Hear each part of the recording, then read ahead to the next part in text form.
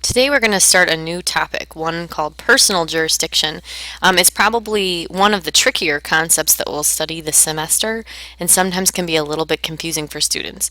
Primarily this is because we're going to go through a lot of constitutional law cases in this area, and the trickiest part is you're never going to reach a case where you hit that's the test and we don't need to know any of the rest of these things. So just to save you from a lot of heartache at the end, while you're studying the material in this reading, keep in mind that all of the cases, even the very, very old historic cases, will actually come back in some shape or form as the court continues to progress through this line of reasoning. They all form the rule. In other words, they're application of the same general test the court wants to use. So in the end, you really need to know them all. They're not freestanding. They're more of like a collection of jurisprudence. And because you have to know a lot of cases all at one time, it's more confusing than topics in law school where you're only knowing one. So let's spend a little bit of time together here introducing this concept before we start covering it in more depth in class. All right, what is personal jurisdiction and how is it different from subject matter jurisdiction? Well, personal jurisdiction is one of the considerations that you make before filing a lawsuit. Subject matter jurisdiction, which we've been studying, is really a question of can we file in the federal courts, in the state courts, or in both? So it's the very large question that you would answer before you file the lawsuit of which system can I go into? Both state and federal and I want to choose, or only state or only federal in those small limited cases where you have exclusive federal jurisdiction. After you decide which system you want to file in, the next question is answered by personal jurisdiction, and that is in which state do I want to file? So if we're thinking about federal courts, we mean I'm choosing the federal courts. Well, the federal courts in which state? Can I file in the federal courts in Montana, in Ohio, in Illinois, in Utah, or in many different states? So it's a more focused question.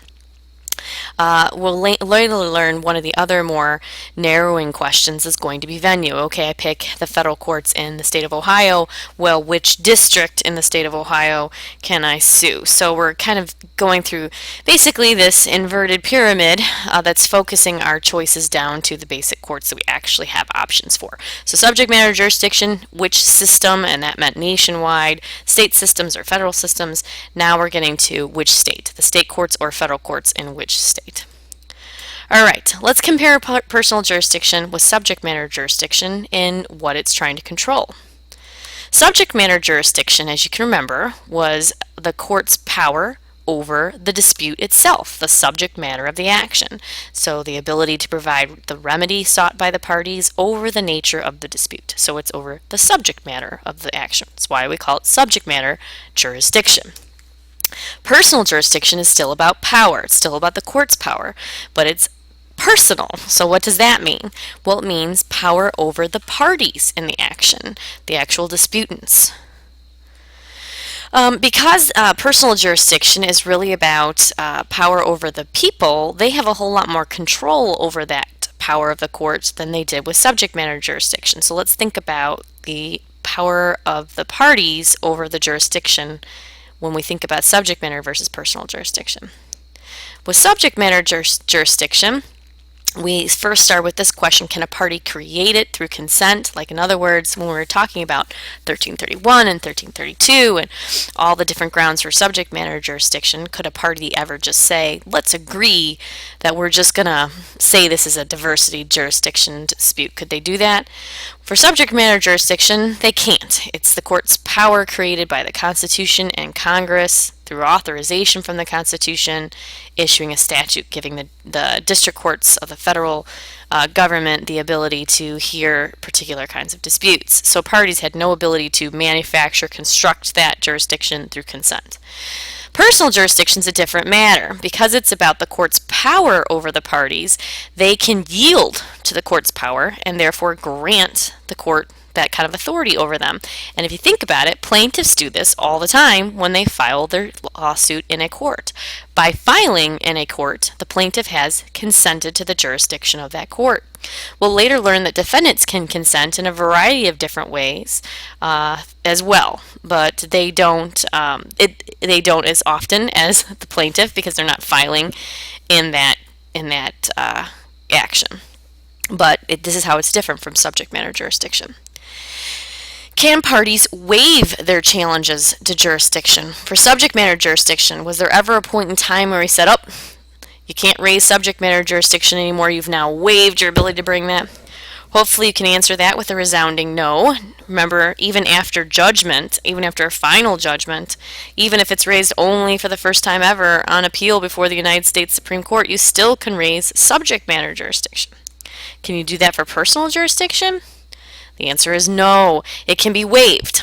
It is, in fact, if you don't raise it or raise it inappropriately or too late, you've in fact waived or consented to the jurisdiction of the court over you. So personal jurisdiction is something that you really have to be aware of, especially if you're the defendant, because you're the one that's going to be able to challenge this. Very early in your suit, and be very cautious about what you do so you don't waive your personal jurisdiction challenge. Otherwise, this will be something you'll be precluded from raising later, even if you could have made a really good argument that the court didn't have authority over you. Once you've done something that constitutes waiver of that challenge or constitutes a consent to the court's power, you're done. So you want to make sure this is something that you think of very cautiously as a defendant if it's something you think you might want to challenge. All right, who challenges personal jurisdiction? Well, from my discussion so far, hopefully you can see it's defendants. The plaintiff consents to the jurisdiction by filing their complaint in that court. You're saying, hey, please resolve this dispute for me, so you've consented to the jurisdiction of the court at that time. How do you do this? Well, in state courts, traditionally, if a defendant wanted to challenge personal jurisdiction, they would make a thing we call a special appearance. And it literally is a different kind of appearance other than just coming before the court. And you had to do this because you're saying, look, I don't want to consent to your power over me, but I need to come to you to say you don't have power over me. That's why it's a special appearance. It's almost like I'm before you, but I'm really not. Because if I come before you to actually have you resolve any matter of my dispute, I've now consented to your authority over me, right? So special appearances, you literally file, I'm making a special appearance only to challenge the subject matter jurisdiction of the court. Now, in some states that still continue this traditional approach, and it is continued in a variety of states, you have to be very careful. And for the ones who are more strict, literally arguing anything else, anything. In one court I recently looked at, they filed an opinion that said there was a question of a continuance on a matter that they were potentially going to raise about the plaintiff's complaint, and even asking for a continuance in which to respond. The defendants were considered to have waived their right to challenge personal jurisdiction. So literally in these traditional states, you have to only argue personal jurisdiction. The moment you venture into anything else, you have waived your right to challenge personal jurisdiction. In modern courts that follow a more modern approach that are not so strict, and this is the approach followed by the federal courts, you're allowed to make an appearance to contest personal jurisdiction, but you can also raise other things. In the federal rules, this is governed by Rule 12H1, and when you studied rules, you'll have learned those things that you can waive and those things you can't. Under Rule 12H1, a defendant can raise a challenge of personal jurisdiction along with certain defenses, those permitted under Rule 12, and these are very preliminary defenses, improper service, improper venue, failure to state a claim, some basic things.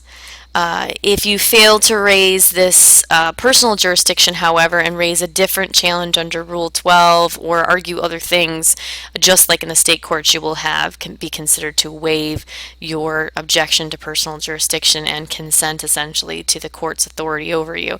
So while it's not as strict as the special appearance in traditional state courts, you need to still be careful about raising only those defenses permitted under Rule 12 and not raising other Rule 12 defenses and omitting by accident the personal jurisdiction challenge. So if you've got a personal jurisdiction challenge, make sure it's at the beginning in Rule 12, motion to dismiss for lack of personal jurisdiction.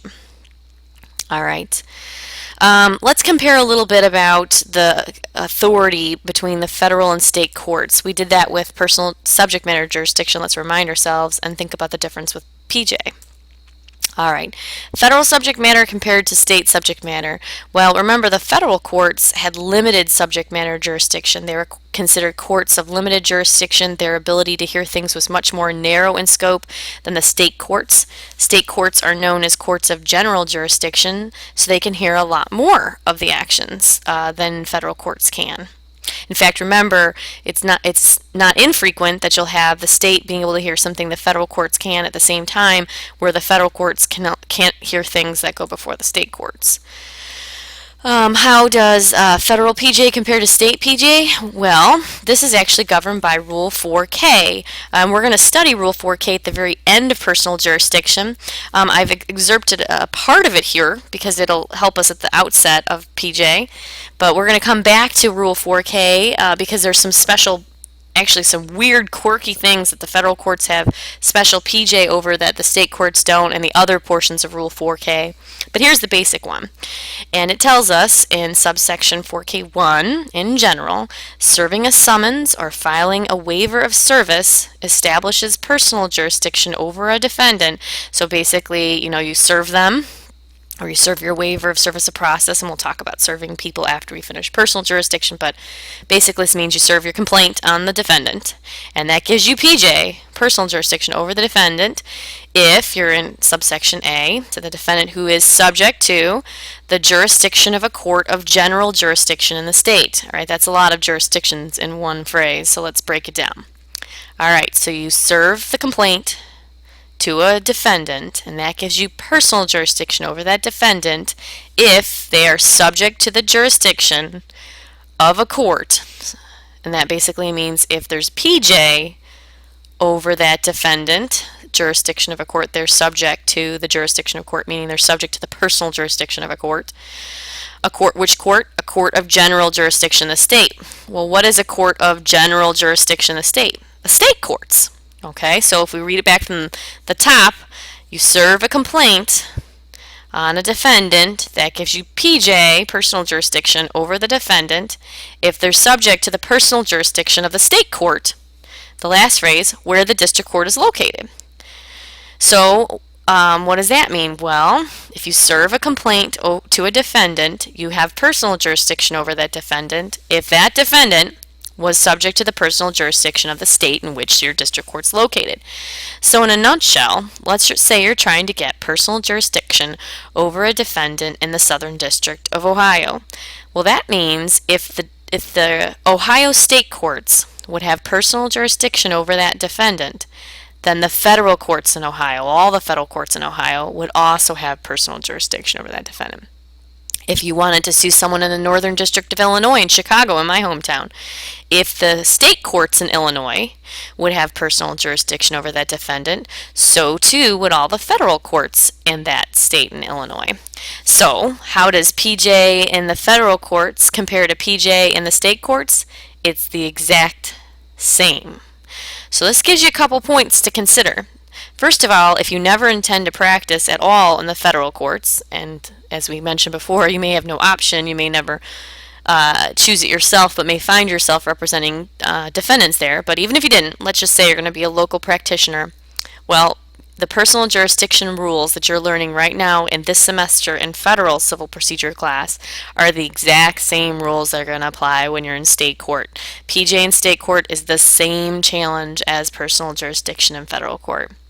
The other thing this means is we're going to read a lot of state cases as we go through this unit, and you should just keep in mind we haven't departed from federal governance or the discussion of federal issues. It's just that the federal court's personal jurisdiction is lockstep for this portion with the state courts. If the state court has personal jurisdiction over the defendant where you're filing, then all the district courts in that state will also have personal jurisdiction over that defendant. We're going to see some additional ones, as I mentioned, at the end of personal jurisdiction that federal courts would have, that the state court in that state won't have, but they're very limited and kind of quirky. So we're going to go through this route first. So we're going to discuss when do state courts have personal jurisdiction over your defendant, then so too will the federal courts in that state have it.